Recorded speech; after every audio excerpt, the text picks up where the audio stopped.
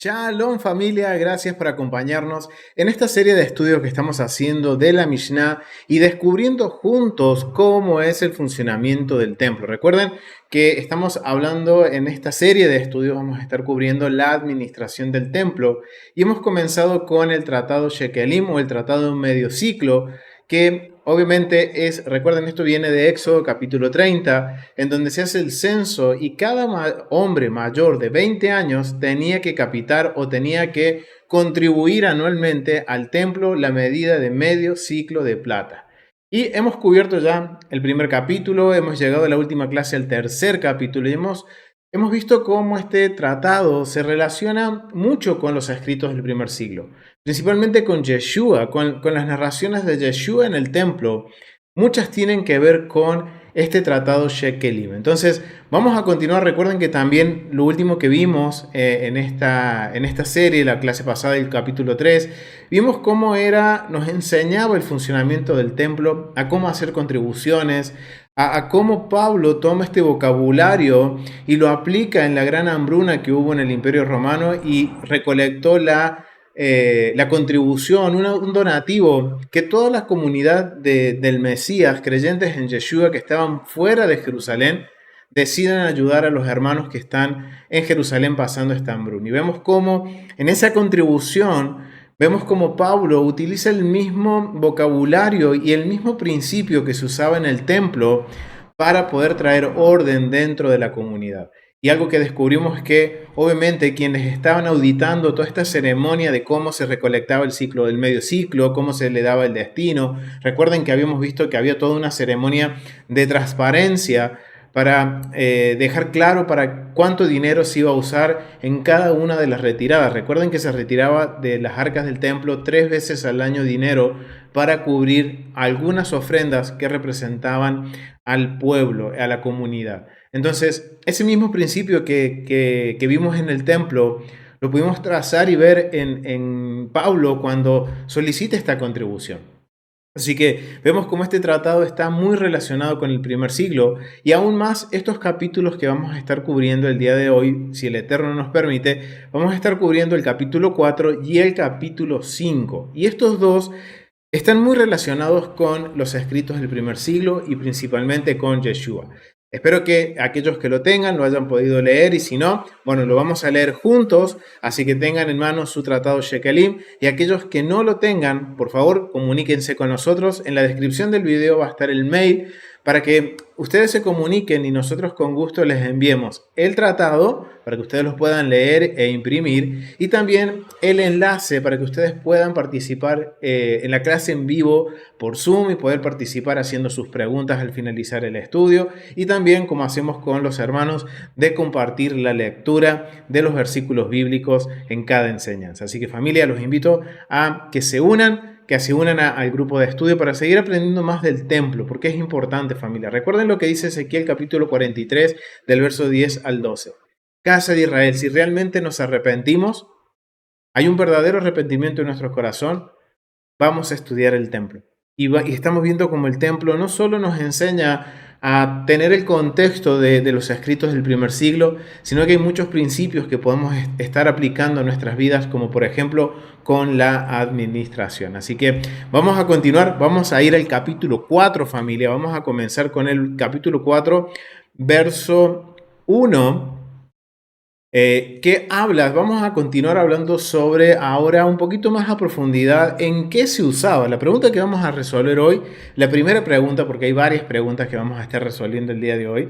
La primera pregunta es, ¿qué se hacía con el medio ciclo de plata? O sea, la clase pasada vimos cómo se recolectaba, cómo se separaba los ciclos que se iban a usar, y había un saldo que quedaba almacenado en las cámaras del templo, la cámara de la tesorería. Y entonces ahora la gran pregunta es, ¿para qué se usa? Porque algo hemos hablado y hemos mencionado que eran para ofrendas que representaban a la comunidad, ofrendas que representan a la comunidad. Entonces, en el capítulo 4 se nos va a dar una idea de cuáles son esas ofrendas en específico que se van a estar cubriendo con la recolecta o la recogida que se hacía cada 3 veces al año en cada festividad del medio ciclo de plata. Entonces vamos a ir al capítulo 4. Voy a estar leyendo no la versión Carlos del Valle, sino que voy a estar leyendo de la página sefaria.org la Mishnah Shekelim capítulo 4 de la edición William Davison, que está en inglés, pero bueno, gracias a la tecnología lo podemos traducir al español online. Entonces, vamos a comenzar con Shekelim capítulo 4, verso 1, y nos va a dar una idea en qué se usan las ofrendas. Dice, en ciertas épocas del año, eso está hablando de la Mishnah pasada, del capítulo pasado, se recolectan medio ciclos de plata que habían sido donados al templo y almacenado en la cámara de tesoro para ser utilizado por diversos fines. La Mishnah pregunta, la recolección, acá disculpen, es un problema de la traducción, la recolección de medios ciclos, ¿qué harían con ellos?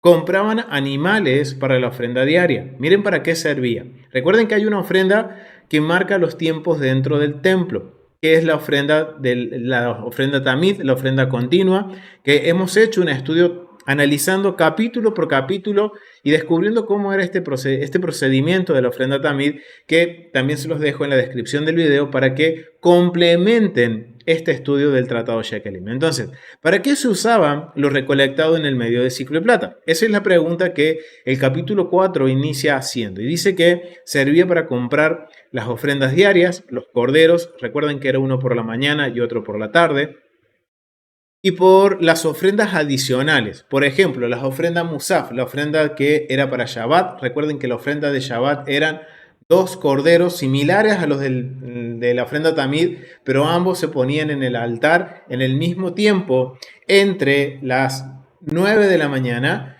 y las 3 de la tarde. En ese periodo se colocaban las ofrendas Musaf o las ofrendas adicionales. Entonces, no solo se compraba la ofrenda Tamid, la ofrenda diaria, sino que también se compraba la ofrenda de Shabbat, las ofrendas de las lunas nuevas y las festividades, vino para la libación, cebada para la ofrenda de harina del Homer y trigo para los 2 panes ofrecidos en Shavuot. O sea, todas estas ofrendas representan a la comunidad.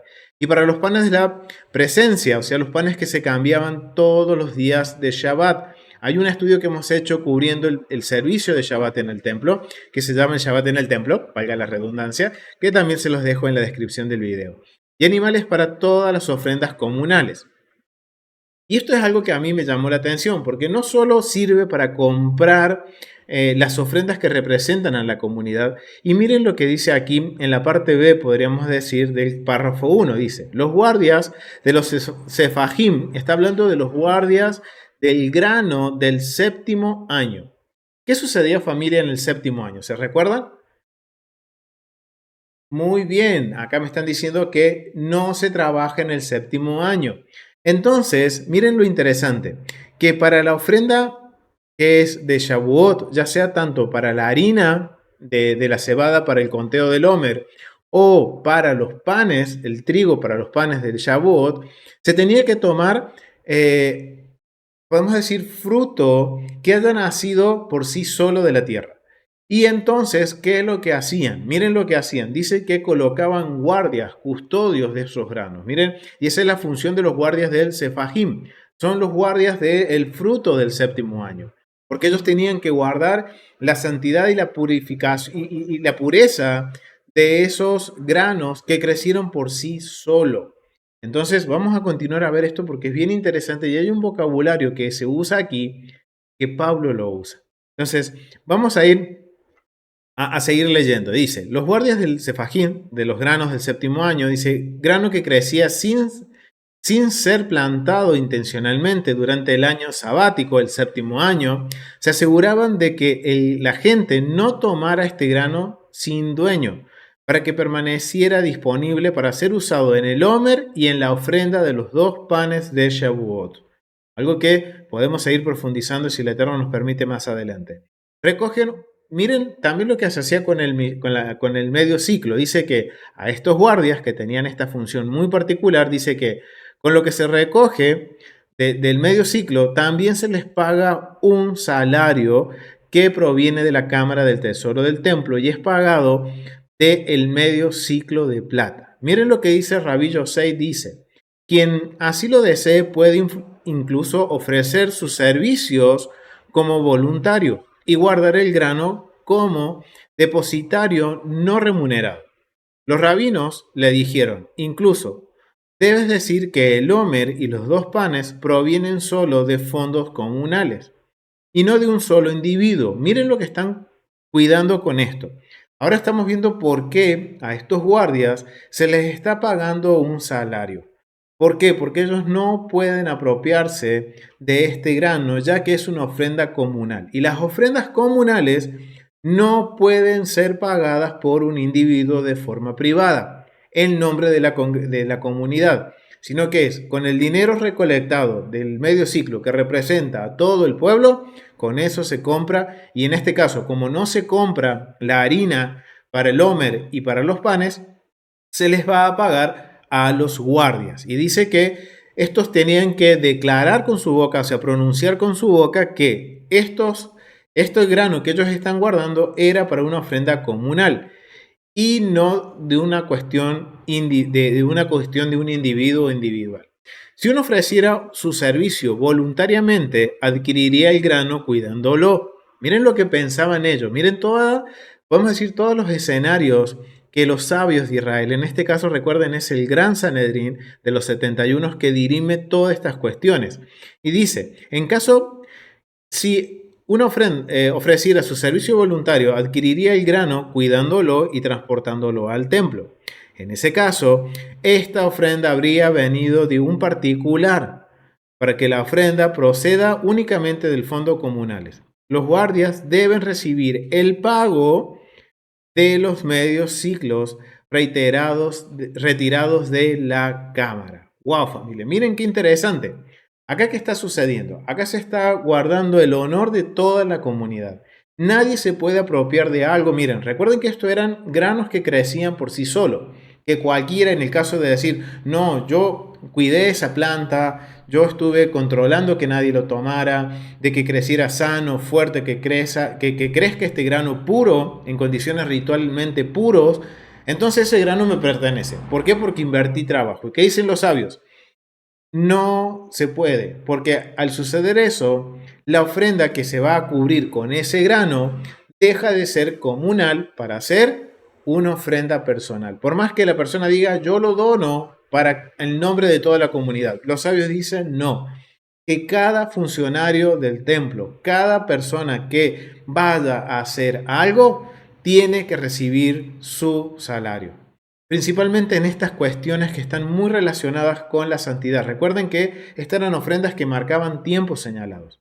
Y esto es bien interesante porque esto va a evitar que alguien se apropie, que haya opresión en el pueblo. Porque miren, recuerden que el medio ciclo de plata representaba a cada varón, hombre, rico, pobre, clase media, un muchacho de 20 años, hombre de 80, no importa la edad, desde 20 años en adelante y no importando la condición social, la ofrenda comprada con el medio ciclo de plata le da el honor a cada individuo en Israel de ser parte del servicio del templo, por más que no esté trabajando en el altar. Recuerden que en el altar solamente trabajan los sacerdotes descendientes de Aarón. Entonces esto me pareció muy interesante. ¿Y saben qué, familia? Este vocabulario que está usando la Mishnah me trajo a mente lo que dice Pablo en Primera de Timoteo. Vamos a leer Primera de Timoteo.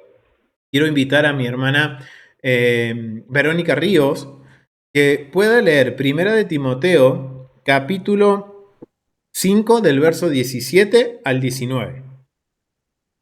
Sí, versos 5, 17 al 19 de Primera de Timoteo. Con... Timoteo, me la encontré.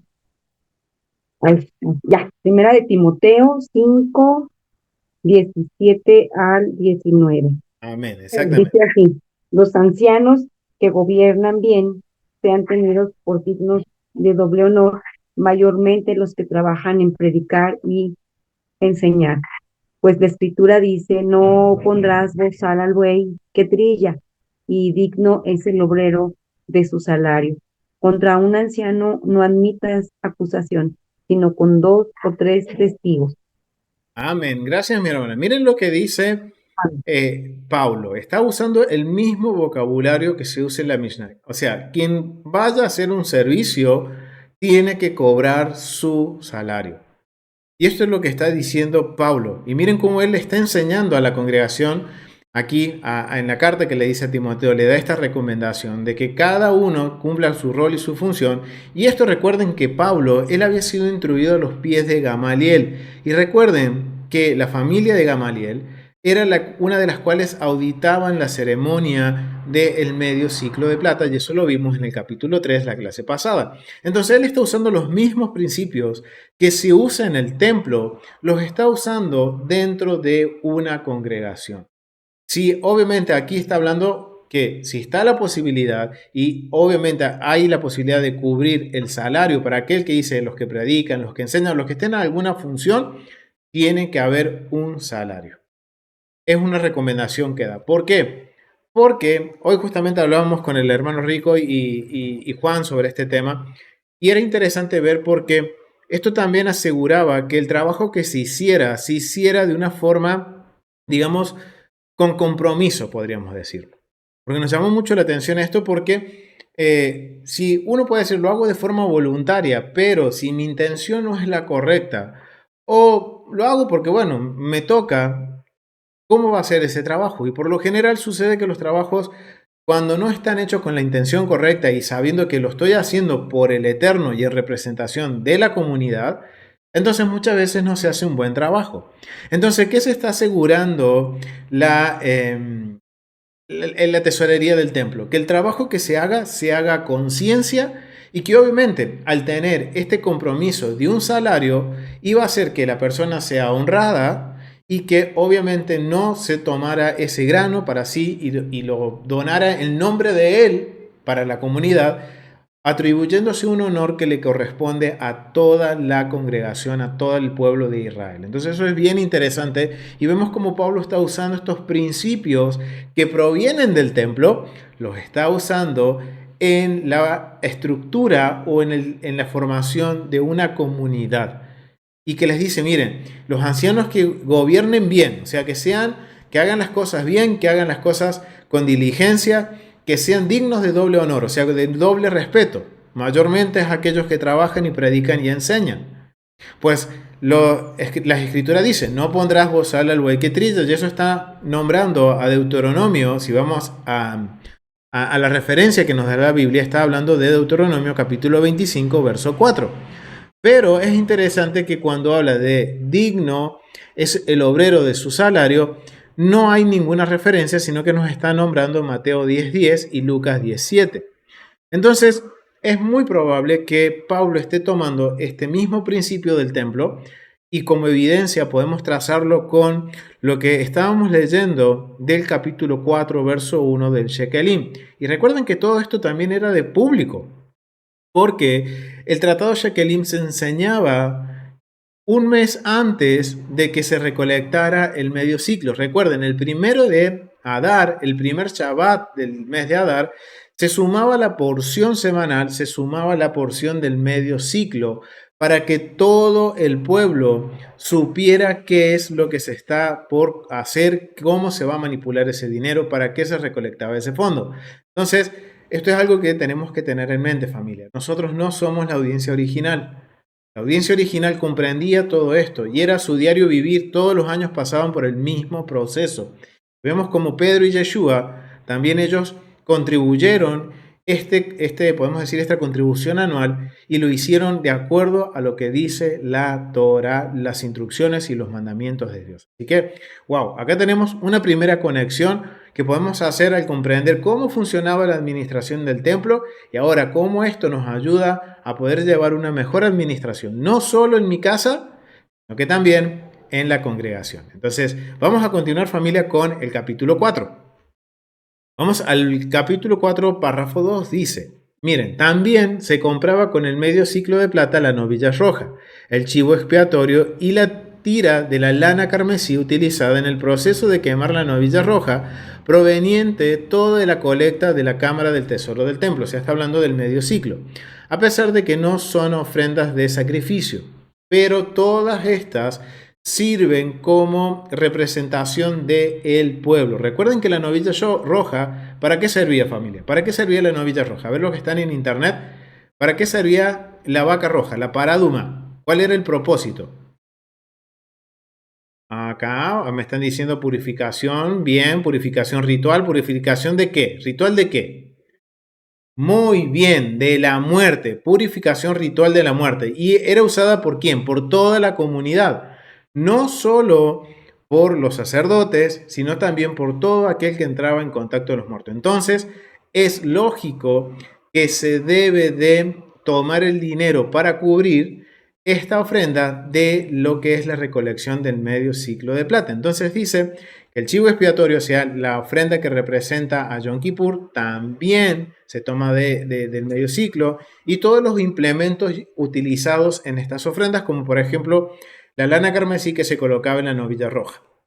A pesar de que no son ofrendas de sacrificio, o sea, recuerden que estas son como rituales, podemos decir, son como procedimientos de purificación que se tienen que hacer y que representan a la comunidad. Lo mismo es cierto para la rampa construida desde el monte del templo hasta el lugar del monte de los olivos.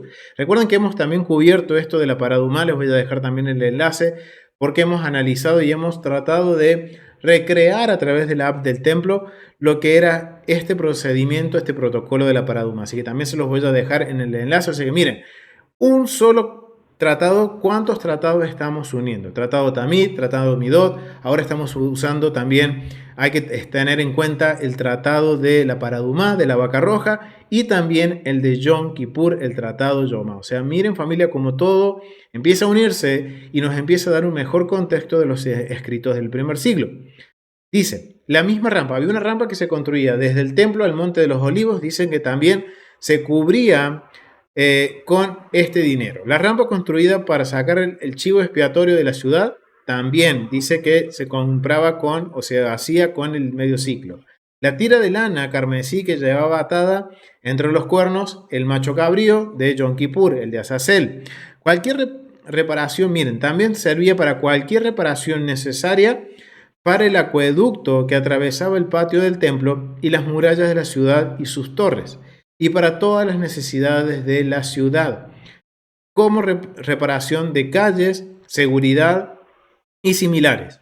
Todos estos provienen de los restos de la cámara. O sea, recuerden que cuando hablábamos en la clase pasada, se dice que se recolectaban en total 3 urnas de 9 seas, o sea, eran 3 urnas grandes, las cuales de cada una se tomaba una pequeña porción de 3 seas, y eso era lo que se usaba para cubrir todas estas ofrendas. Entonces, acá nos está respondiendo qué sucedía con las 6 seas de monedas de plata que quedaban en las urnas grandes, y dice que todo eso se usó para la reconstrucción, para la mantención de todo lo que eran la ciudad, las murallas de la ciudad, las torres, para también los caminos, para seguridad. Ahora sabemos de dónde está proveyendo el dinero para la guardia del fruto del séptimo año.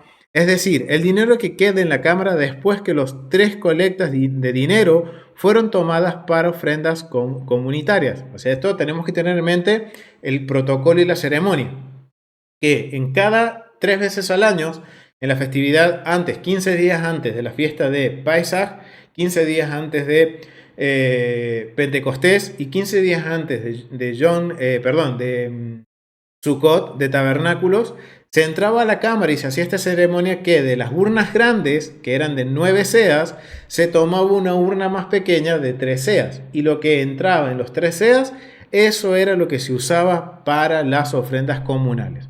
Ahora, el resto que queda, esas 6 seas que quedan en las urnas grandes, se usaba para todas estas cosas. Bien, dice que todo el resto se usaba para cubrir todas estas otras necesidades o gastos de mantenimientos que habían tanto para la ciudad de Jerusalén como para el templo. Abba Shaul dice, los sumos sacerdotes construyen la rampa para la novilla alazana con sus propios fondos. Y esto puede ser algo muy, muy interesante y también algo que también llama mucho la atención, porque recuerden que en el medio ciclo de plata, los sacerdotes, familia, a ver, vamos a ver si han hecho la tarea, familia, de estar estudiando. ¿Los sacerdotes podían contribuir el medio ciclo de plata? ¿Era obligación que contribuyera?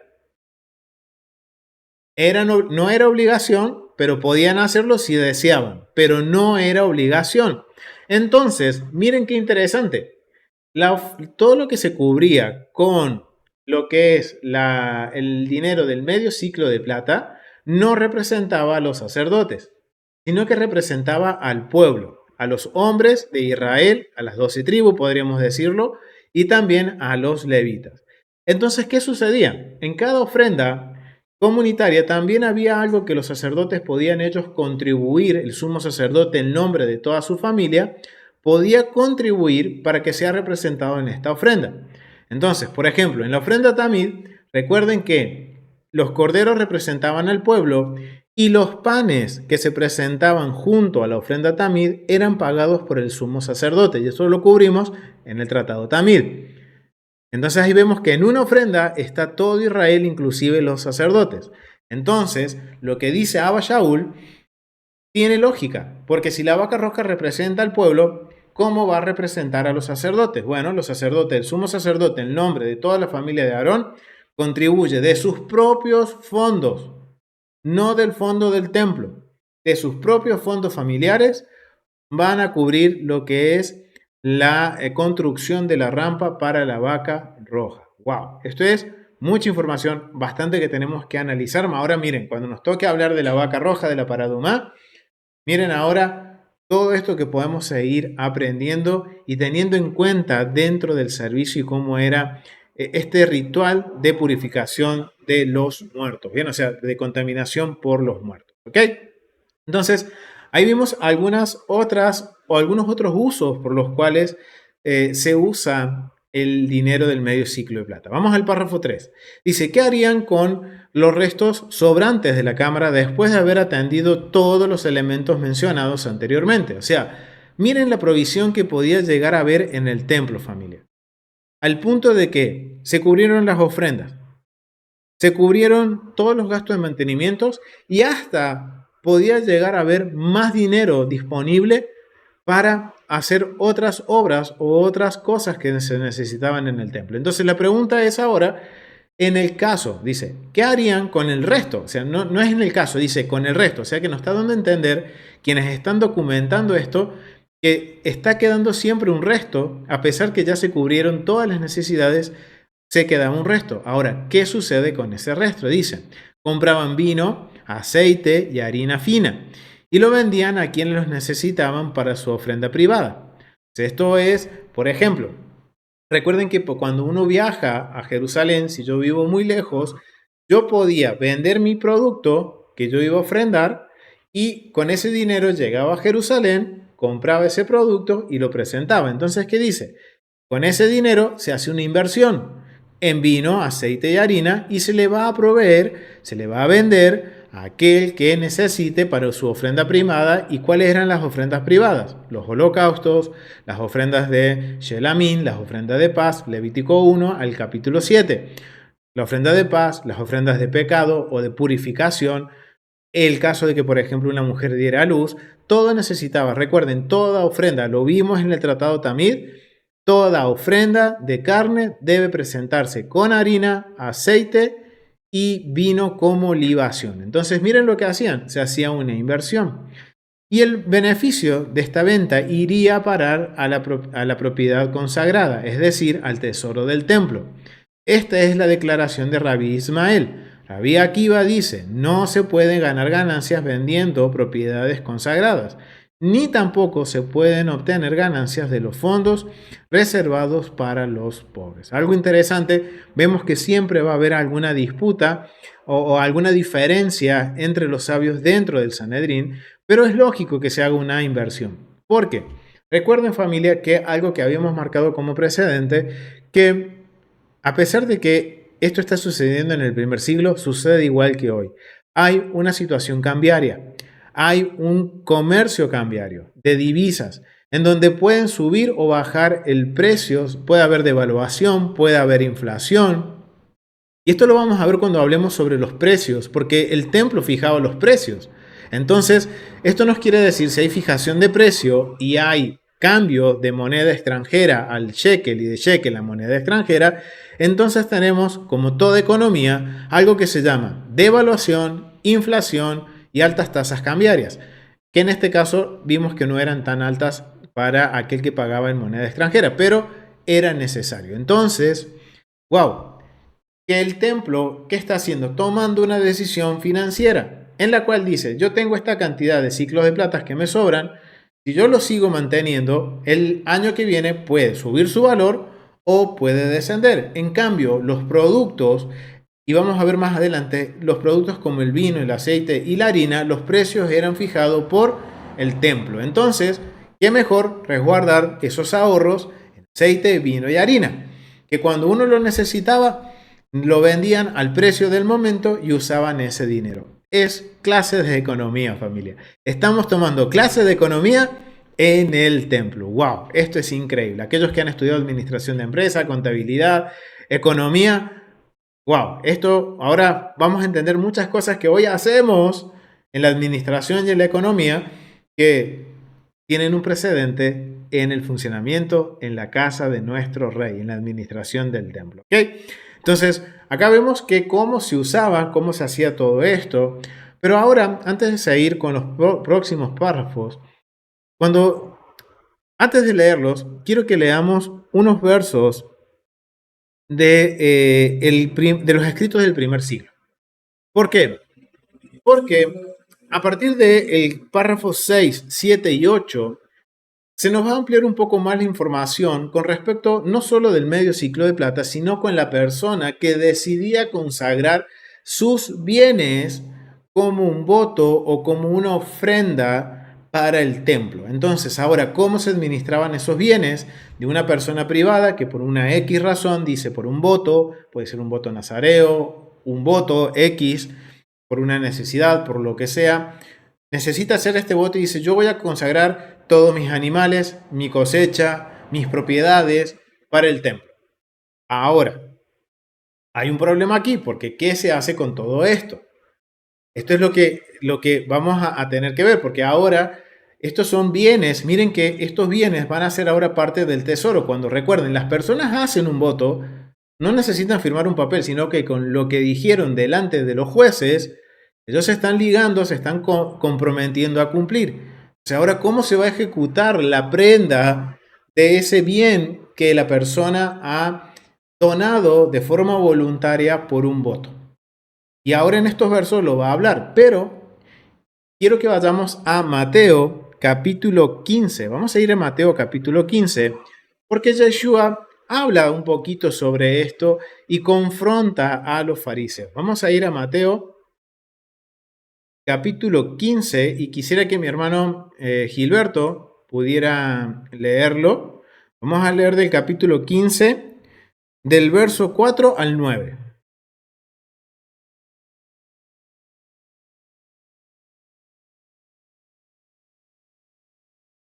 Si lo tiene mi hermano Gilberto, si no Sí, le sí, damos... ¿Sí? sí, Ahí, ahí ok. lo tengo. Bien, mi Mateo hermano. 15, del 4 al 9. Del 4 al Dice, 9, sí.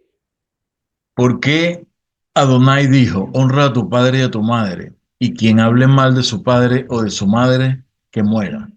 Pero ustedes digan, cualquiera que diga a su padre o a su madre, es ofrenda a Dios todo lo mío con que pudiera ser ayudado, no necesitará más honrar a su padre o a su madre, y así invalidarán la palabra de Dios por causa de su traición. Hipócritas, bien profetizó Isaías de ustedes cuando dijo, este pueblo con los labios me honra, pero su corazón está muy lejos de mí, mas en vano me rinde culto enseñando como doctrinas preceptos de hombres. Amén. Gracias, mi hermano. Miren lo que dice. Acá está confrontando a los fariseos, que obviamente le están cuestionando a él porque sus discípulos están... eh, ah, que se lavan las manos y obviamente está hablando sobre lo que contamina el hombre, pero es interesante lo que en la confrontación que hace el Mesías, dice que aquel que dice honra y padre es un mandamiento, El que lo maldiga, padre o madre, muere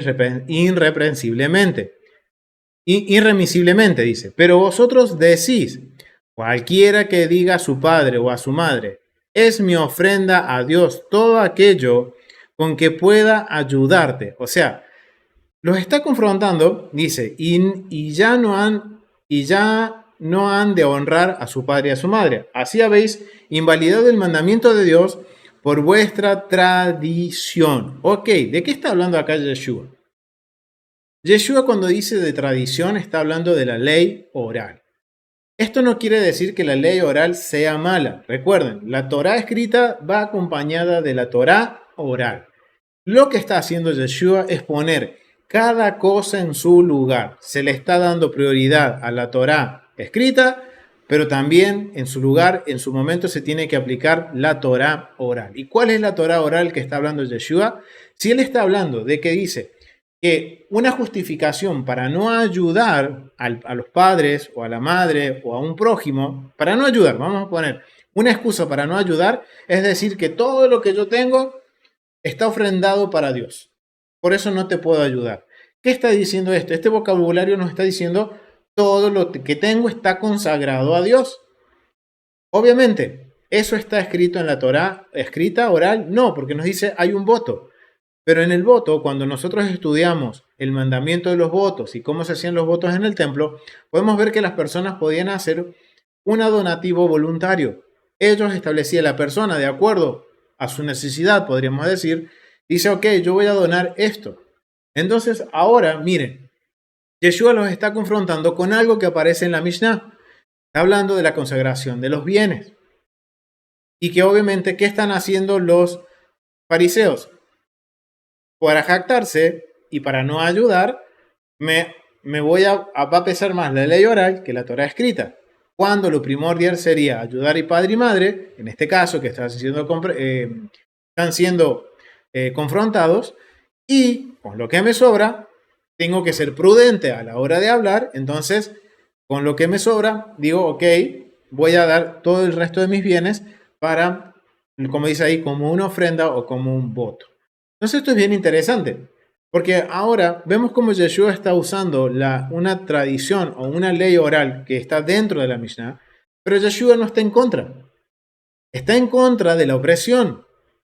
Y esto téngalo en mente siempre, familia. Yeshua nunca está en contra del templo. Es más, él se apoya mucho en el funcionamiento del templo para darnos enseñanzas.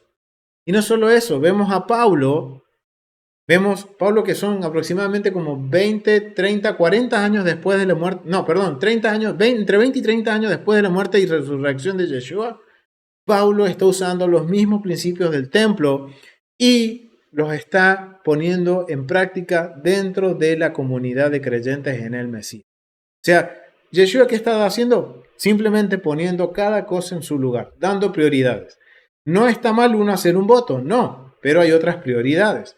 Entonces, ahora, esta situación, ¿cómo se manejaba en el templo? ¿Por qué los confrontaba? Porque, ¿qué sucede? Si yo hago este voto, que voy a entregar todo, miren lo que me dice la Mishnah.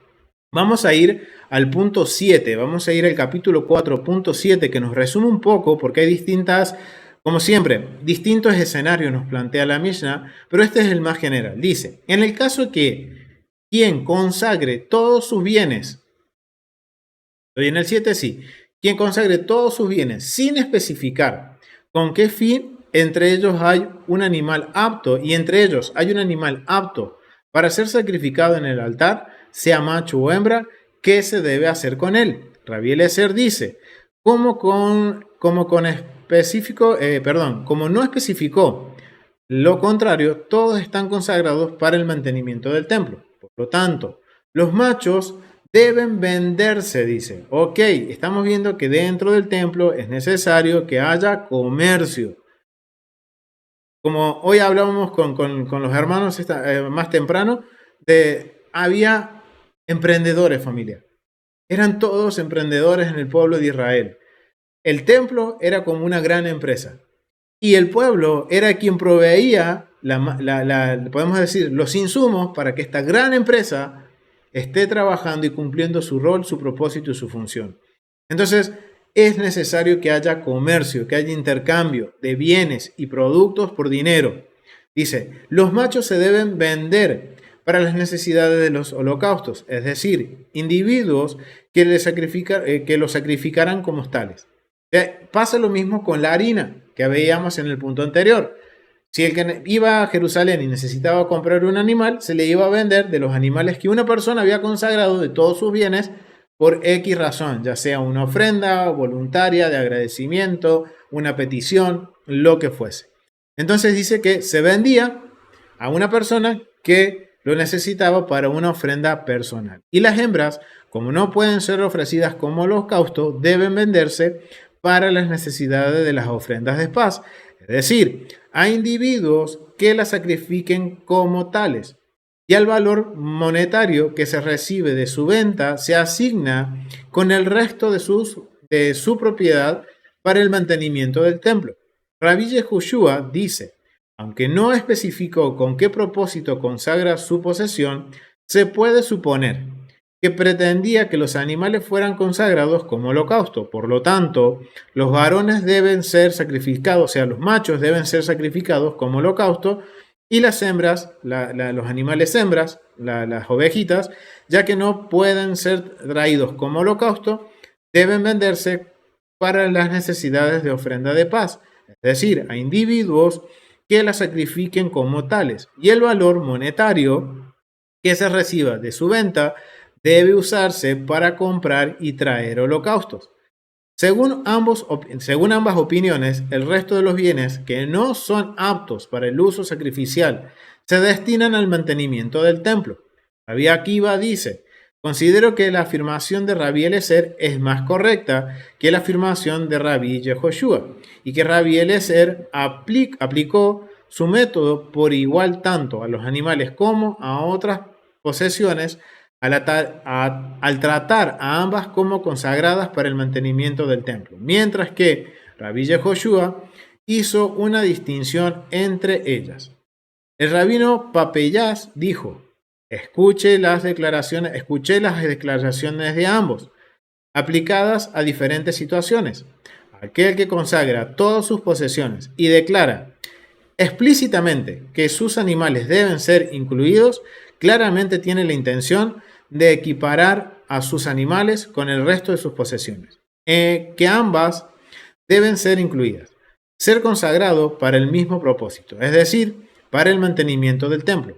Por lo tanto, debe actuar de acuerdo con la declaración del rabino Eliezer. Sin embargo, respecto de quien consagra todos los bienes sin especificar explícitamente que está incluyendo a sus animales, ya que no hay razón para presumir que desea que todos sean consagrados para el mismo fin, se presume que cada objeto está consagrado para el fin que más le conviene. Por lo tanto, debe actuar de acuerdo a la declaración del Rabbi Yehoshua.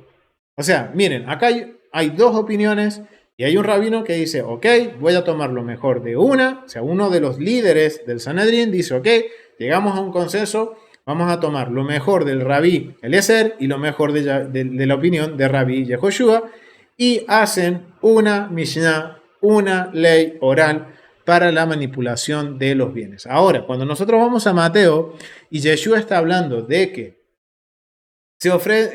ofrendaban todos sus bienes, en otras versiones dice que consagraron todos sus bienes para Dios, para no ayudar, ahora sabemos qué es lo que ellos tienen que hacer.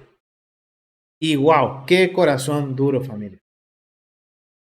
Porque preferían hacer esto y no ayudar al prójimo, ya sea padre o madre o la situación que sea. Pero miren, por eso Yeshua los está confrontando, en donde están poniendo por encima de la ley escrita, la ley oral. Pero en realidad ambas leyes van de la mano. ¿Por qué? Porque la ley, podemos decir escrita, se aplica, o podemos decir, el modo de aplicarlo lo vamos a encontrar en la ley oral. Yo tengo el mandamiento por escrito, que es la ley. Ahora, ¿cómo aplico esto? Eso es la ley oral, familia. Y eso es lo que está haciendo Yeshua, poniendo en su lugar. No es que una es más que otra, no. Una acompaña a la otra. Porque la Biblia dice, cuando habla de los votos, dice que hagan un voto. Pero ahora, ¿cómo se hace ese voto? ¿Cómo se administran esos bienes? Ahí entra lo que es la ley oral. Y lo que está diciendo la Mishnah es el procedimiento de la ley oral, cómo se aplica el mandamiento cuando alguien consagra todos sus bienes a lo que es el servicio para el servicio del templo o la mantención del templo. Entonces esto es bien interesante, familia, porque vemos cómo Yeshua no descarta ni la ley oral, ni la ley escrita, ni tampoco está descartando el templo, sino que nos está enseñando y usando estos principios para que podamos analizar nuestro corazón. ¡Wow! Interesante. Es algo increíble, familia. Miren cuántas conexiones estamos haciendo solamente en el capítulo 4. Pero ahora la conexión más importante lo vamos a hacer en el capítulo 4, verso 9. Porque recuerden que hasta este momento vemos viendo que está hablando mucho de comercio. Que vende, de comprar, de vender, de obtener una diferencia, de ganarle, podemos decir, a la inflación, a la devaluación de la moneda. O sea, estamos hablando de que hay todo un sistema económico, el cual es necesario establecer precios, y ya lo vimos cuando en la recolección del medio ciclo, que se establecían precios y una tasa cambiaria para cubrir la diferencia por el cambio. Entonces, si eso sucede y vimos que eso también fue estipulado, esa tasa, esa sobretasa por pagar en moneda extranjera, fue pagada por la persona, pero fue establecida por el templo. El monto lo ponía el templo. Asimismo va a suceder con otros bienes. Y justamente esto va a hablar en el capítulo 4, verso 9. Vamos al verso 9 y dice, una vez cada 30 días, entonces esto nos está hablando de que cada 30 días había que estar ajustando los precios de algunos productos. Se fijaban para la cámara del templo los precios a los que se comprarían los suministros del templo, como vino, harina o aceite. Esto precisa, este precio fijo se implementa de la siguiente manera. Cualquier comerciante que se comprometa a proporcionar harina fina después de que la cámara fijó su precio, por ejemplo, de 4 seas por un sela, o sea, un sela es una unidad de volumen en kilos y los seas, recuerden que eran una unidad de volumen de litros. Entonces, cuando habla de sea está hablando de dinero y cuando esté hablando de sela está hablando del producto de la harina. Entonces, si un comerciante quiere vender su harina fina para los propósitos del templo, cuando ya el templo haya fijado el precio, por ejemplo, en 4 seas de ciclos de plata por un sela de harina fina, incluso si el precio general de mercado subió y se situó en 3 seas por sela, él debe proporcionar harina fina sobre la base del precio establecido de acuerdo a sea por sela. O sea, ¿qué quiere decir esto? Que el templo tenía su propio sistema financiero y de precios. Fuera del templo podían aumentar los precios, podían haber inflación, pero para el funcionamiento del templo, siempre el templo establecía los precios. Y esto es algo bien interesante porque esto mantiene y debería mantener la equidad dentro del reino. ¿Por qué? Porque muchas veces era más barato comprar la harina para la ofrenda dentro del templo y no fuera del templo. Y esto evitaba el no comprar una harina que no cumpliera con los requisitos rituales. Entonces, miren qué sabiduría hay en la administración que dice, ok, el templo necesita X cantidad de harina por día. Entonces, aquellos que provean, el templo tenía podemos decir, la autoridad por la gran demanda de establecer un precio fijo diferencial al resto. Y eso es lo que está hablando aquí. Esto no está hablando de algo que sucedía dentro del templo. Sin embargo, si el precio establecido por la cámara era de 3 seas por sela y el precio general del mercado cayó a 4 seas por sela, ahora debe proporcionar harina fina basándose en el nuevo precio de mercado en cuanto sea por sela. O sea que dependiendo cómo también trabajar el mercado, entonces iba a buscar la forma de mantener un equilibrio entre que el templo pudiera seguir funcionando y que el comerciante no perdiera dinero. Entonces se buscaba este equilibrio y el templo tenía esa función, la función de traer la equidad del reino. Esto es para que el tesoro de propiedad consagrada del templo siempre tenga la ventaja. Si la harina fina se vuelve agusanada, y esto me llamó mucho la atención, dice, si la harina fina se vuelve agusanada, también lo está para el comerciante. Es decir, él soporta la pérdida de la harina fina estropeada y debe proporcionar nueva harina fina en su lugar. De manera similar, si el vino se convirtiera en vinagre, para el comerciante se convertirá en vinagre.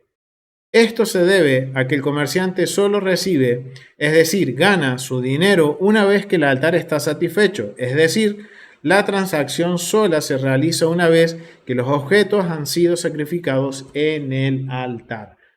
¡Wow, familia! Y esto era también, como yo les decía al principio, cuando veíamos el pago del salario a un funcionario. El templo tiene que garantizar, no por los seres humanos, sino recuerden que todo lo que se hace en el templo se hace en honor al Eterno. Y se tiene que hacer lo mejor y se tiene que dar lo mejor de lo mejor de lo que se puede conseguir para el altar. Recuerden que el altar es como la mesa del Señor, es la mesa de Dios, en donde se pone la provisión, los regalos que el pueblo da. Entonces, dice que hay que presentar el mejor cordero, entonces se va a tratar de conseguir el mejor cordero. Si se presenta el mejor cordero, hay que presentar el mejor vino. Y de esta forma, el templo se aseguraba de mantener siempre mercadería fresca. Esto se compraba por día, porque obviamente podía echarse a perder rápido, o se compraba más seguido que una vez al mes, pero se establecían los precios una vez al mes. Entonces, de esta forma, se garantizaba de que lo que se pusiera en el altar siempre iba a ser lo mejor. Y que esto evitara que un comerciante que por ganar un poco más o por sacar una diferencia porque el precio había bajado, entonces bueno, trato de marcar una diferencia adicional, ¿qué hace? Voy, compro una harina de menor calidad y la vendo. ¿Pero qué dice? ¿Cómo se aseguraba el templo de que esa harina era de excelente calidad? De esta forma. Ok, cuando esa harina era presentada al altar y pudo ser usada, ahí yo te pago. Y esto generaba una responsabilidad mutua entre la tesorería del templo y principalmente con los proveedores. Por lo general, los proveedores eran levitas, porque habían campos que eran administrados por los levitas para estos fines, para la harina, para el vino y para el aceite. Entonces, de esta forma se mantenía un equilibrio justo. Y no solo que haya un equilibrio justo, sino que siempre se mantenga el estándar que el Eterno pedía como ofrenda en el altar. No se le podía ofrender nada, como dice Yeshua, o sea, y como también creo que dice Isaías, si no me equivoco, que presentaban ofrendas que venían, no, en Malaquías. Malaquías es el que dice, ahora me viene a la mente, que presentaban ofrendas defectuosas. Wow, familia, eso estaba sucediendo en el primer siglo. Y este capítulo, este versículo, capítulo 9, este capítulo 4, párrafo 9, nos va a abrir la puerta para entender algo que sucedió con Yeshua con los cambistas. Ahora todo esto nos sirvió para establecer un precedente en el cual sabemos que para que funcione el templo se necesitaba de los cambistas, de que haya comercio, de que las personas que vienen de lejos, la misma Torah dice, si vives lejos, vende tu animal que vas a diezmar, con ese dinero ven y compra un animal en Jerusalén y presenta tu diezmo. Entonces vemos que es necesario que haya un comercio, que haya un templo. Entonces ahora yo quiero desafiarlo, familia, a que reevaluemos nuestra interpretación de Mateo capítulo 21 del verso 12 del 12 al 20. Es más, vamos a leerlo, familia. Antes de continuar, vamos a leerlo. ¿Por qué? Porque ahora acá tenemos el precedente que en el templo había comercio, había venta de animales para ofrendas, había venta de libaciones y de harina para completar las ofrendas cuando alguien lo hacía de forma personal. Entonces, ahora teniendo en mente esto, ahora sabemos por qué Yeshua estaba en el lugar de los cambistas. Entonces, vamos a ir a la Biblia, vamos a ir a Mateo capítulo 21. Vamos a ir a Mateo capítulo 21 y vamos a leer del verso 12 al verso 16. Y quiero invitar a mi hermana Ofelia Lidia, si puede leer, Sí, buenas noches. Shalom a todos. Shalom, mi hermana. Bendiciones. Gracias. Entonces es del 12 al 16. Del 12 al 16, sí, mi hermana. Y entró Jesús en el templo de Dios y echó fuera todos los que vendían y compraban en el templo. Y volcó las mesas de los cambistas y las sillas de los que vendían palomas. Y les dijo, escrito está, mi casa, casa de oración será llamada, mas vosotros la habéis hecho cueva de ladrones. Y vinieron a él en el templo ciegos y cojos, y los sanó. Pero los principales sacerdotes y los escribas, viendo las maravillas que hacía, y a los muchachos aclamando en el templo y diciendo, Hosana al hijo de David, se indignaron y le dijeron, ¿oyes lo que estos dicen? Y Yeshua les dijo, sí, nunca leísteis, de la boca de los niños y de los que maman, perfeccionaste la alabanza. Gracias, buenas noches. Gracias, mi hermana. Muchísimas gracias. Wow, miren lo que está sucediendo aquí. Acá dice que está Yeshua en un lugar, en el templo. Y está en el templo. Yeshua está en contra del templo, familia. Y él está en el templo. Y ya hemos visto que estaba varias veces en el templo. ¿Él está en contra del templo? No. Y él dice que está en el templo. Pero algo está sucediendo. Dice que estaba en el lugar donde estaban los cambistas y los que vendían palomas. En Juan capítulo 13 Juan capítulo 2 del verso 13 al 22 nos da un poquito más de información, igual que Lucas y Marcos. La información es la misma, solo que, por ejemplo, Juan nos da un poquito más de información. Pero ¿qué sucede? Ahora la pregunta es, ¿dónde estaba Yeshua? ¿En qué parte del templo? Algo de esto lo cubrimos en el Tratado Midot, pero es interesante ver y quiero agregar un poquito más de información. Entonces, miren, cada vez que retocamos un tema, volvemos a tocar un tema, siempre hay más información para agregar. Entonces, quiero que vamos a la app del templo. Vamos a ir a la app del templo y dice que Yeshua estaba en el templo. Aquí nosotros nos encontramos, muy bien mi hermana, en el lado sur, en la parte por donde ingresaba todo el pueblo, todos los peregrinos al templo. Miren qué interesante. En el templo habían dos lugares en los cuales se situaban los cambistas y los que vendían los animales para las ofrendas. Uno de los lugares es aquí, en la pared. Esta que estamos viendo aquí es la pared sur. Esta que está acá, enfrente nuestro, es la pared sur. Esta que está acá atrás. Pero esta que está acá es la pared del, en este caso, oeste. Esta pared, aquellos que estuvieron en el Tratado Tamid y en el Tratado Midot, ¿qué pared es? ¿Cuál es la pared del oeste? Exactamente, mi hermana. Y hoy en día, ¿cómo la conocemos en la pared del oeste? ¿Cómo se llama? ¿Cómo es? Muy bien, acá me dieron la respuesta correcta. Muy bien, mi hermana, muy bien. El Muro de los Lamentos o el Kotel. Y en la arqueología se ha encontrado que estaban estas pequeñas tiendas, podríamos decir, estos pequeños lugares, en donde se encontraba el mercado de Ananías. Aquí era uno de los posibles lugares que estuvieran Yeshua dando vuelta a las mesas de los cambistas y también que estaban los vendedores de animales. Puede ser aquí, pero también puede ser dentro del templo, porque dice el templo. Y esto es bien interesante que quiero recalcar y quiero que tengamos en cuenta, familia, con respecto a lo que es el templo. El templo no es solo el edificio principal, sino que el templo se comprende a toda la montaña, desde su base hasta la cima, en donde está el edificio del templo. O sea, que todo lo que está en el perímetro de la base del templo hasta el edificio principal que está en la cima de la montaña, todo eso en el primer siglo se conocía como el templo, por más que en este sector hubiera un nivel de santidad muy bajo, pero era parte del templo. En el vocabulario, cuando dice el templo, nos está hablando en un área general del templo, no en el edificio principal. Y esto es algo que muchas veces tenemos que reevaluar y que tenemos que redefinir, porque cuando escuchamos el templo, se nos viene a la mente el lugar santo, el lugar santísimo y el altar. Y no es así, familia.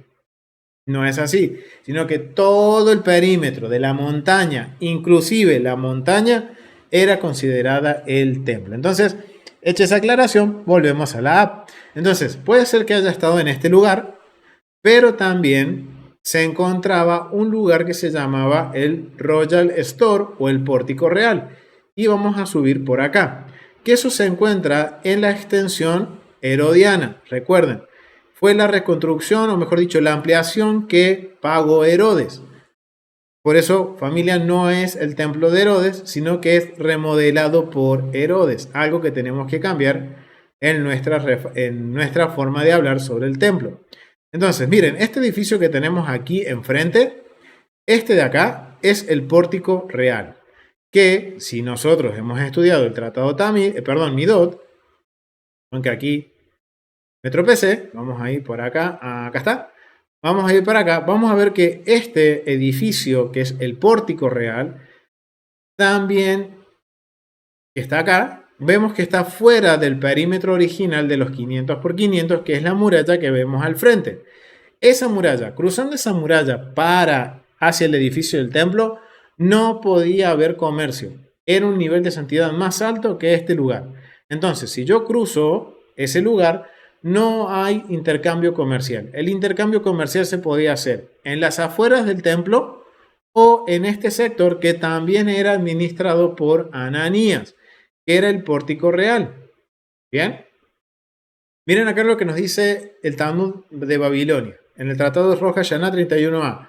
En consecuencia, el Sanedrín vagó a 10 lugares de destierro, como sabemos por tradición, a saber, desde la Cámara de Piedras hasta llegar a este lugar, hasta llegar de Jerusalén a Jamne. O sea que hubo un tiempo que el Sanedrín también estuvo aquí y fue antes de la destrucción del templo, y después de la destrucción del templo estuvo en Jamnes. Pero vemos que este edificio era también el lugar donde se encontraban los cambistas y también podía haber comercio. O sea que Yeshua puede haber estado o en este lugar o fuera del templo. En ambos lugares podía haber animales. Lo único que no podía pasar es que los animales cruzaran el muro de los 500 por 500. Y hoy hablando con el Moré Rico y Juan Soaste, con el pastor Juan, estuvimos hablando un poquito de esto y hay una tesis. Tenemos una tesis en la cual, o una hipótesis podríamos decir, que recuerden, el templo fue construido sobre arcos y por debajo del templo había un gran sistema de túneles. Entonces, las personas podían comprar el animal aquí y después se trasladaba el animal por vía subterránea hasta el lugar donde se entregaba la ofrenda. Y no solo eso, sino que aquí a la persona cuando veía el animal, escogía el animal, se le daba un token, se le daba una fichita con una fecha y por qué era equivalente esa ficha. Y cuando se presentaba a presentar su ofrenda, entregaba esa fichita por la libación y por el animal. Es una hipótesis, algo que estamos, mejor dicho, el hermano Rico con Joe están trabajando y que es muy probable que era así, ya que había todo un sistema de túneles y esto lo estuvimos cubriendo en el tratado Midot, familia. Así que miren qué importante es sumar uno con otro. Entonces, ahora ya sabemos en qué lugares puede ser tentativamente en donde estaba Yeshua. Pero lo importante es ver que había intercambio, que había comercio. ¿Y cómo? Y ahora la pregunta es cómo se hacía este comercio. Para poder entender por qué Yeshua se enoja con los comerciantes. Y esto es bien interesante. Entonces vamos a volver a la Mishnah. Ya tenemos dos lugares que nos podemos ubicar. O fuera del templo o dentro del templo, en el pórtico real, se puede estar dando esta situación. No, recuerden, no estuvimos ahí, no podemos especular, pero sabemos aproximadamente en qué lugar estamos. Entonces vamos a volver a la Mishnah. Vamos a ir ahora sí al capítulo 5.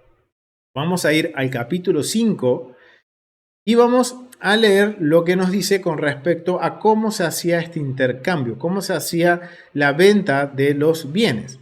Dice, capítulo 5, verso 1, dice, estos son los funcionarios que servían en puestos específicos en el templo. Yohanan ben Pinjas era el responsable de los sellos, de los tokens, de las moneditas que identificaban las ofrendas que las personas presentaban, que compraban el animal o compraban la harina o la libación.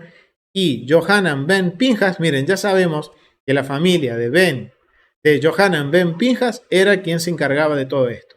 ¿Quién pagaba? por un tipo específico de objeto de sacrificio recibía un sello que presentaba al funcionario del templo a cambio de ese objeto.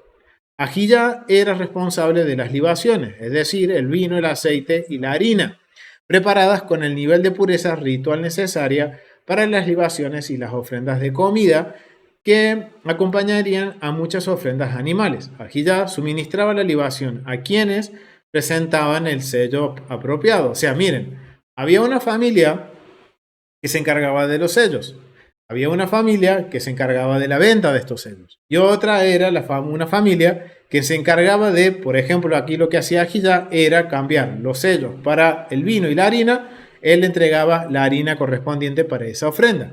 Entonces, Matías ben Samuel era responsable de las loterías. Y eso lo vimos en la ofrenda Tamid para la lotería de escoger quiénes hacían el servicio en el altar, que se utilizaba para seleccionar los sacerdotes que se destinaban al servicio del templo cada día. Petahía era responsable de las parejas de los pájaros, es decir, las tórtolas o palomas traídas por un pobre o una mujer pobre, o una mujer después de parto, o un leproso.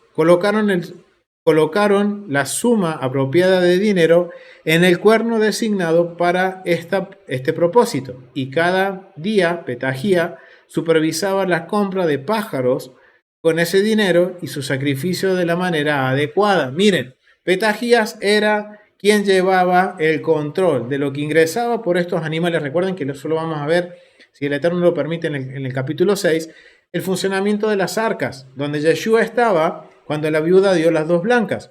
Y ahí había una de esas urnas que era para comprar pichones. La pareja de los pájaros, de las palomas, que eran para las personas pobres, o en este caso, una mujer que dio a luz, que era pobre, o para un leproso que no podía comprar la ofrenda animal que le correspondía, presentaba una paloma, una pareja de palomas. Entonces miren el funcionamiento de Petahías. Petahías era quien estaba encargado de contar ese dinero, ir y comprar las palomas, de arquear la caja, podríamos decirlo, de controlar que lo que salió sea lo que se haya presentado en el altar con respecto a las palomas.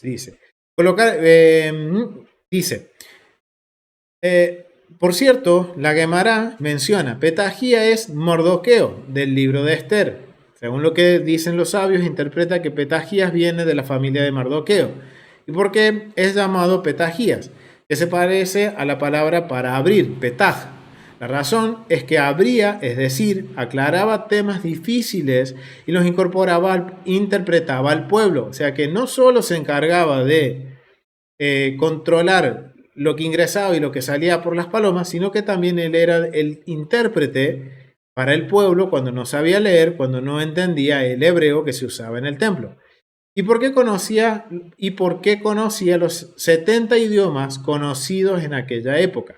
La Mishnah resume las listas de funcionarios y empieza a hablar de toda la línea de los funcionarios que estaban a cargo de todo el servicio del templo, incluso a los que estaban a cargo de la música y de los instrumentos. Entonces, lo más importante es la parte B, porque la parte B es la que nos va a dar una idea de cómo funcionaba el servicio del templo con respecto a la compra y venta de las ofrendas. Entonces acá vemos que había todo un sistema por el cual estaba, miren, muy estipulado, podríamos decirlo, muy detallado, muy meticuloso de cómo se hacía y cómo se llevaba el control. Algo que no considerábamos, familia, que en el templo existía semejante control a nivel financiero, a nivel económico. Porque yo me acuerdo cuando antes de empezar a estudiar el templo, yo pensaba que el templo era simplemente un lugar donde las personas llevaban una cabrita, una ovejita, la presentaban, el sacerdote manipulaba la ofrenda y quedaba ahí.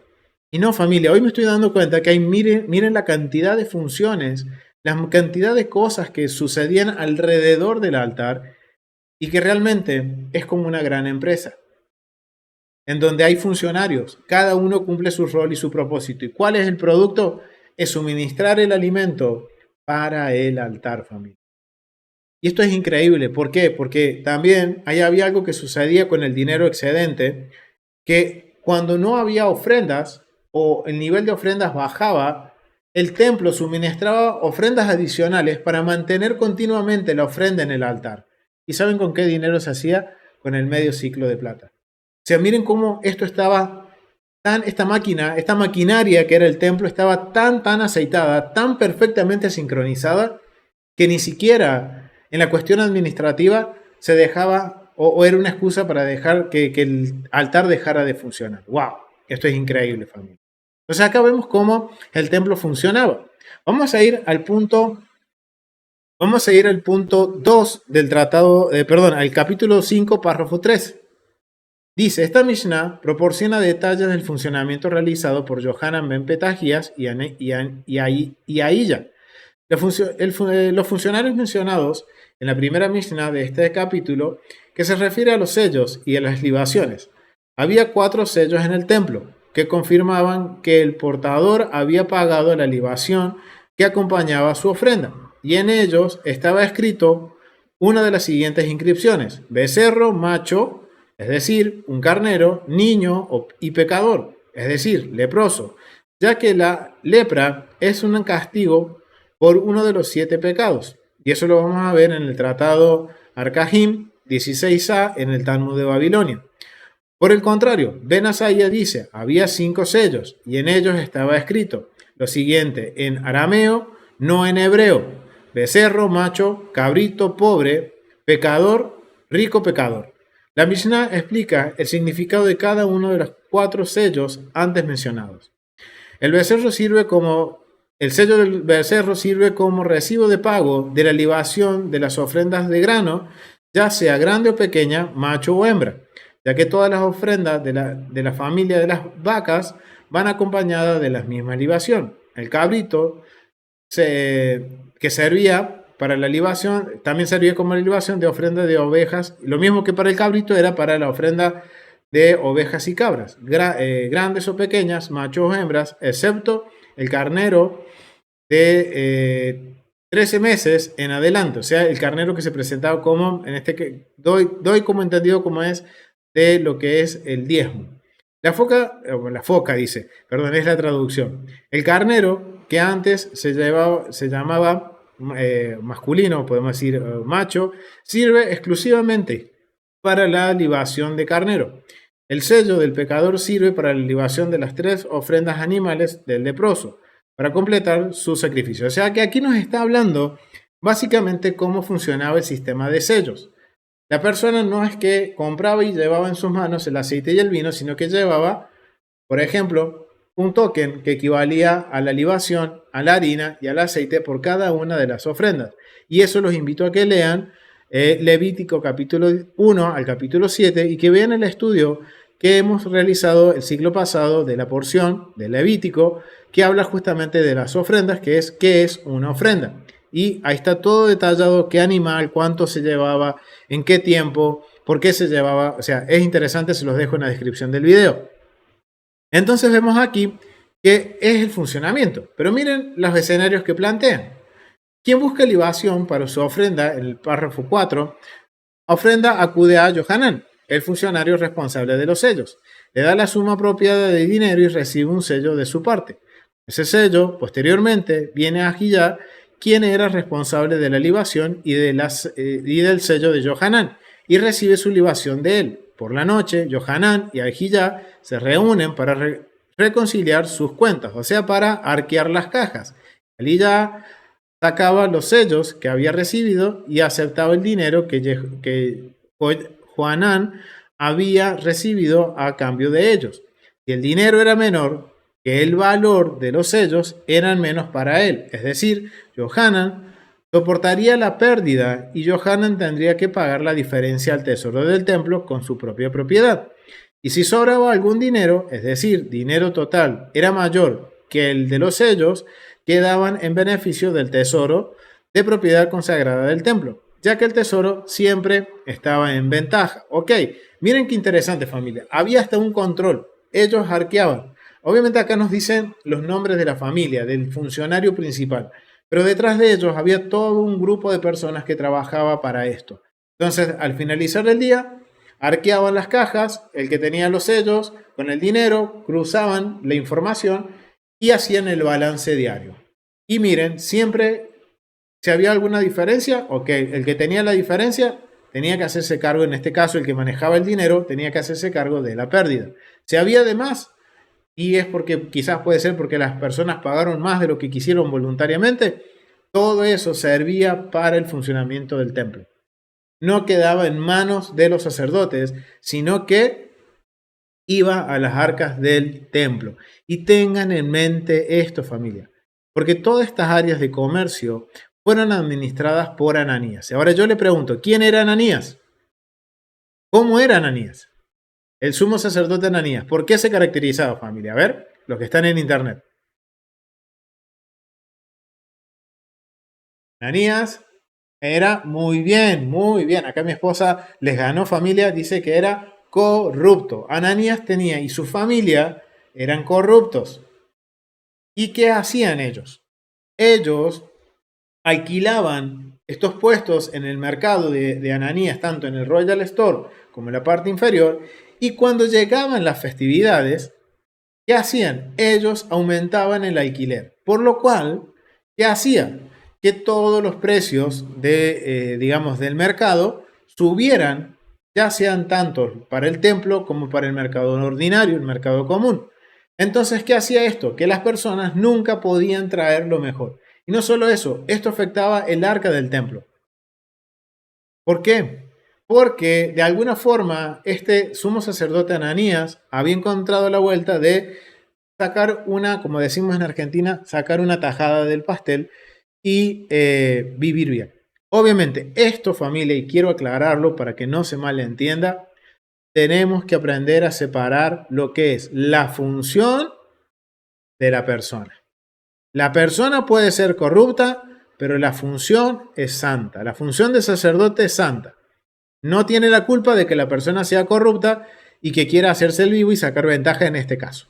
Entonces, ahora que conocemos todo este panorama, ahora tenemos todo este contexto y tenemos la base firme para saber que en el templo había comercio, había un lugar donde se compraba, se vendía, había animales, había que cambiar dinero, por eso había cambistas, había una tasa que había que pagar de sobrecambio que estaba estipulada por el templo, pero imagínense ahora un cambista que tiene que alquilar un puesto a Ananías, que es corrupto, y tiene que ahora cubrir ese alquiler. Entonces, ¿qué va a hacer? Sí, ya sé que el templo me dice que yo cobre como una tasa, una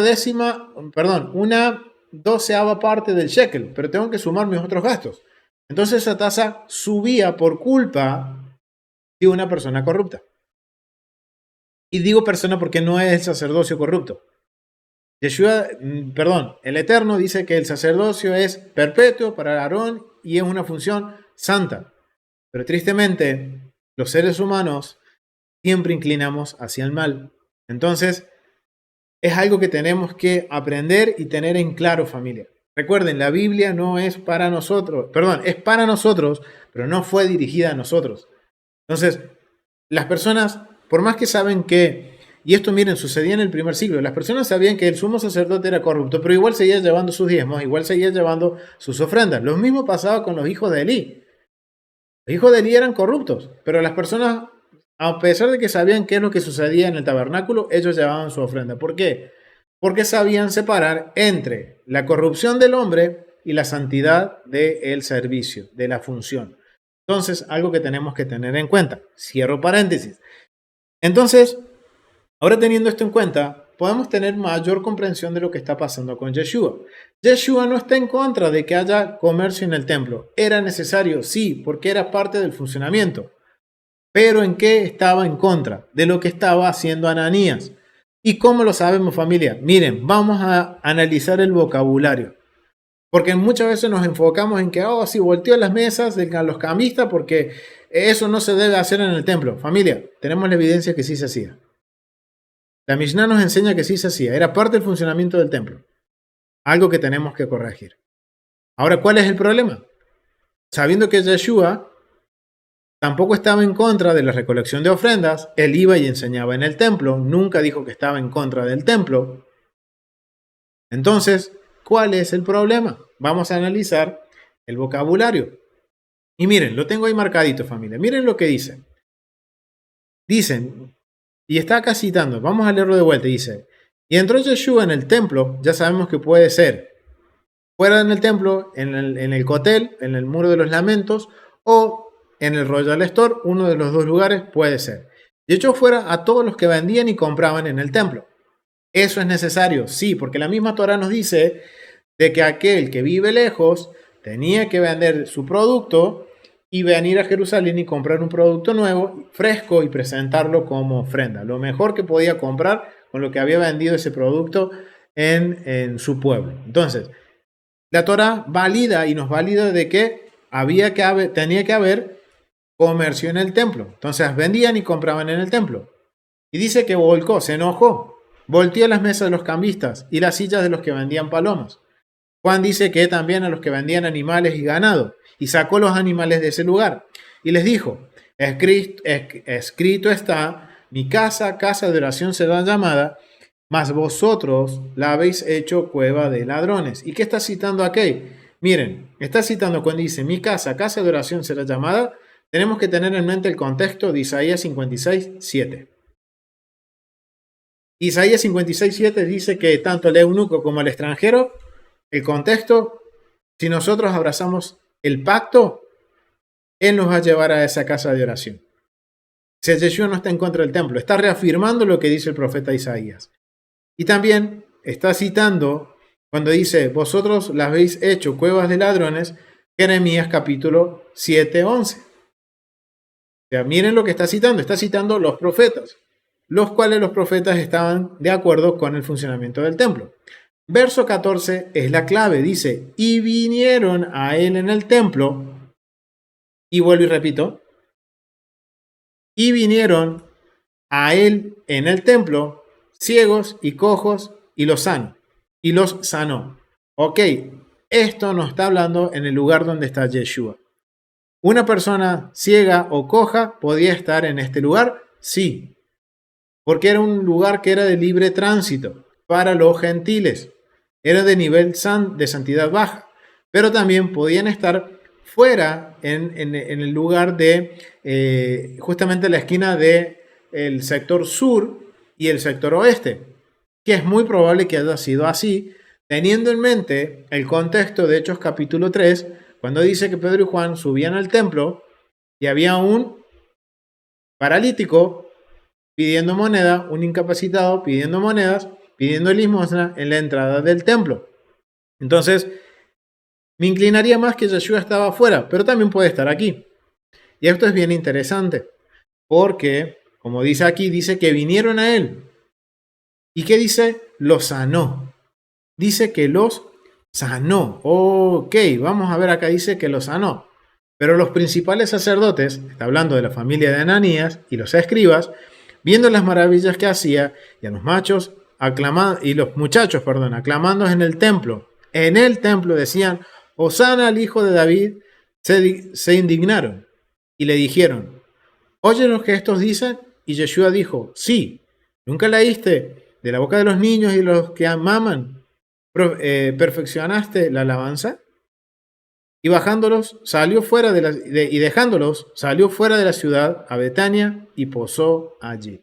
Ok, ¿qué es lo que está diciendo Yeshua acá? ¿Qué es lo que está pasando aquí? Yeshua no está en contra del funcionamiento del templo. El vocabulario es claro, más cuando yo conozco lo que es la justicia y la bondad de Dios. Y algo que podemos ver en este tratado hasta el momento es cómo el Eterno, en este capítulo 4 y 5, el Eterno, a través del funcionamiento del templo, procura la equidad del reino, que se hagan tratos justos, de que no haya opresión. ¿Y qué es lo que estaba sucediendo en el primer siglo? Ananías estaba oprimiendo y su familia estaban oprimiendo al pueblo. Y no solo el pueblo, sino que también estaban afectando la administración del templo. Entonces, Yeshua, en conclusión, considerando la introducción que hicimos del capítulo 4 y capítulo 5 de lo que es el tratado Shekelim, el funcionamiento del templo, establecemos el precedente que Yeshua estaba en contra de ¿qué? De la corrupción. Él sabía lo que estaba sucediendo, de que por culpa de esas sobrestasas muy altas, de los altos alquileres, las personas no podían comprar el mejor animal que tenían disponible para presentarlo en el altar. Y tenían que empezar a presentar lo enfermo, lo cojo, lo defectuoso, como dice el libro de Malaquías. Wow, familia. Miren lo interesante que es estudiar el templo, familia. Y quiero recalcar esto. Si yo no estudio el templo, va a ser muy complicado que pueda comprender el contexto de los escritos del primer siglo.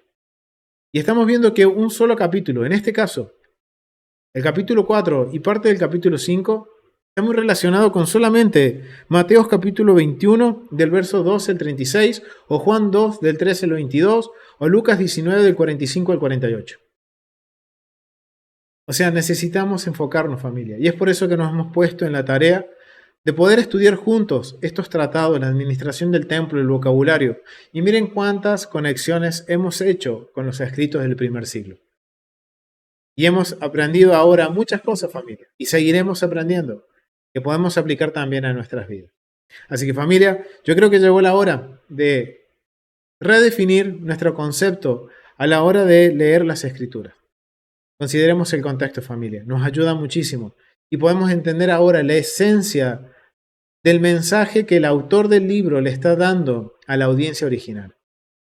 Está mostrando a Yeshua defendiendo el honor del Padre, defendiendo el honor del templo. Porque el templo se tenía que caracterizar por sanar enfermos, sanar al cojo, al ciego, traer liberación al pueblo, traer salvación al pueblo, familia. Pero en el primer siglo estaban haciendo totalmente lo contrario. Y Yeshua estuvo en contra de eso. No del funcionamiento del templo, sino en contra de la opresión.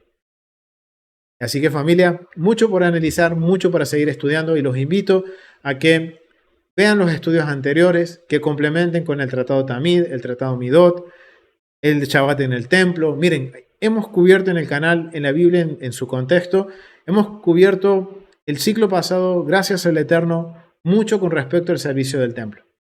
Todo eso nos va a ayudar a tener un mejor contexto y entender que el Eterno quiere que volvamos a su casa, como dice Isaías. Siempre te decimos que si abrazamos el pacto, guardamos el Shabbat, el día de reposo, abrazamos el pacto, como el eunuco abrazó el pacto, en un momento nos llevará y nos recreará en su casa de oración. Familia, es una profecía que aún no se ha cumplido. Y si yo no conozco el templo, yo no conozco el vocabulario, ¿cómo me voy a manejar dentro del templo? ¿Cómo voy a reconocer los tiempos? ¿Cómo yo voy a reconocer el contexto de lo que en este caso Yeshua estaba enseñando? Entonces, a esto nos remontamos a la viuda a la viuda que echó las dos blancas. Familia, Yeshua no estaba en contra, sino que él estaba mirando el corazón de las personas y lo medía a través de cómo se presentaban dentro del templo.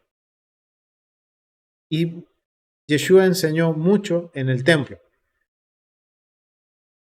E iba a las fiestas en el templo. O sea, familia, es algo que necesitamos prever y considerar. Así que lo vamos a dejar hasta aquí, familia. Ha sido un gusto poder compartir este capítulo 4 y capítulo 5 del Tratado de Shekalim. Quiero invitarlos a que se suscriban al canal, la Biblia en su contexto, le activen la campanita para que las notificaciones les lleguen, compartan los videos, repasemos de nuevo los videos, familia, y esa simple acción nos es de gran bendición, no es de gran ayuda. ¿Por qué? Porque el que ustedes puedan compartir las enseñanzas, puedan suscribirse al canal, va a ayudar a que estas enseñanzas, este mensaje del Evangelio de Yeshua y del pacto eterno de Hashem llegue a todas las naciones. Así que, familia, los invito a que se suscriban, que sean parte del canal. También tienen la opción para unirse como miembros del canal de YouTube y apoyarnos con una mínima contribución a continuar con este trabajo que nos demanda obviamente tiempo, nos demanda invertir en recursos y que es para todos, familia. Es para todos nosotros, para que todos sigamos aprendiendo. Así que los invito a que nos acompañen en el próximo estudio del Tratado Shekalim. Nos vemos la próxima semana, familia. Shalom, bendiciones.